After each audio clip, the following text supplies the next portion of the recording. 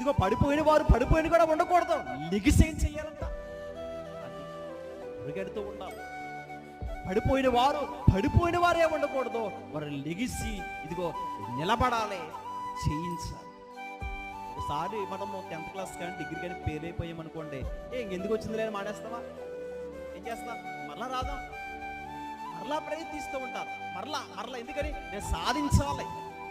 కేవలము after all ఏంటి, ఒక ఎగ్జామ్స్ విషయంలోనే మనకి ఎంత ఆశ ఉన్నప్పుడు మరి దేవుని కొరకు బ్రతకాలనుకుంటున్న వారు బాప్తిస్మం పొంది ఏమంటే క్రీస్తులో ఒకవేళ నిలబడకుండా తొలగిపోయిన వారు ఆలోచించవలసింది ఏంటో తెలుసా? నేను తొలగిపోయాను కదా, అయిపోయింది నా పని అని కాదు. ఇది కాదు, ఇది ఎంతో మంది నిలబడతారో తొలగిపోతారో, అయినా ఏం చేయాలి?